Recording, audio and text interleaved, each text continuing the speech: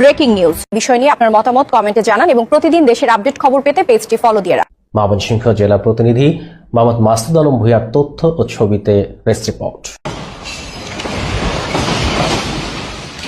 বিশ্বজুড়ে একের পর এক তীব্র ভূমিকম্প। জাপান, ফিলিপাইন, আলাস্কা কিংবা ভেনেজুয়েলা, গত 72 ঘন্টায় পৃথিবীর বুক কেঁপে উঠেছে বেশ কয়েকবার। মাত্র 3 দিনের ব্যবধানে বিশ্বের বিভিন্ন প্রান্তের ডজনেরও বেশি মাঝারি থেকে তীব্র মাত্রায় ভূমিকম্প আঘাত এনেছে। মার্কিন ভূতাত্ত্বিক জরিপ সংস্থা বা ইউএসজিএস এর রেকর্ড অনুযায়ী এই ভূমিকম্পগুলোর বেশিরভাগই ঘটেছে পৃথিবীর সবচেয়ে বিপজ্জনক এক অঞ্চলে। বিজ্ঞানীরা যাকে ডাকেন রিং অফ ফায়ার বা আগুনের আংটি নামে।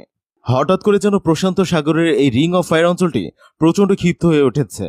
একের পর এক এই কম্পন থেকে সাধারণ মানুষের মনে প্রশ্ন জেগেছে, মাটির নিচে ঠিক আসলে কি ঘটছে? এটি কোনো বড় মহাবিপর্যয়ের পূর্ব লক্ষণ?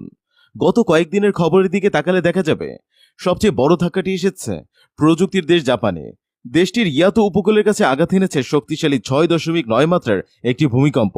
এর পরপরই সেখানে আরও দুটি মাঝারি মাত্রার আফটারশক বা অনুকম্পন অনুভূত হয়। জাপান এই ধাক্কা সামলে ওঠার আগেই কেঁপে ওঠে ফিলিপাইনও। দেশটির সারাঙ্গানি অঞ্চলে আঘাত আনে 6.5 মাত্রার আরও একটি শক্তিশালী ভূকম্পন। একই সময় আমেরিকার আলাস্কার ক্যাটল দ্বীপপুঞ্জে 4.9 মাত্রা এবং ক্যালিফোর্নিয়ার মান্ডেসিনো কাউন্টিতে 5.6 মাত্রার ভূমিকম্পন রেকর্ড করা হয়েছে।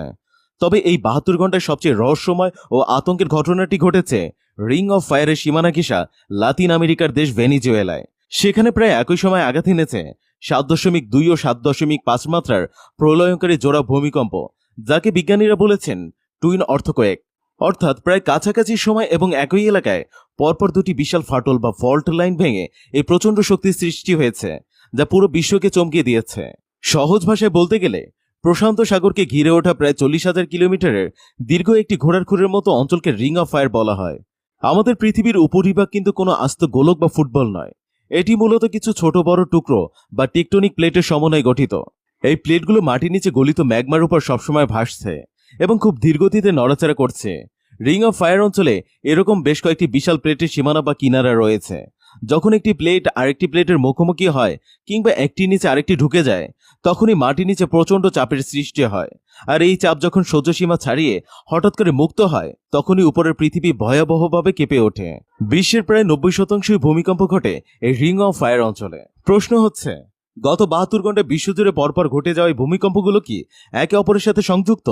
আপাত দৃষ্টিতে মনে হতে পারে যেন একটি দেশ আরেকটি দেশকে ধাক্কা দিচ্ছে, কিন্তু ভূবিজ্ঞানীরা বলেছেন বাস্তবে জাপান, ফিলিপাইন বা ভেনিজুয়েলার এই ভূমিকম্পগুলোর মধ্যে সরাসরি কোনো যোগসূত্র বা কানেকশন নেই। প্রতিটি অঞ্চলের মাটির নিচের প্লেটগুলো সম্পূর্ণ নিজস্ব গতিতে এবং নিজস্ব ফল্ট লাইনের চাপে ভেঙেছে।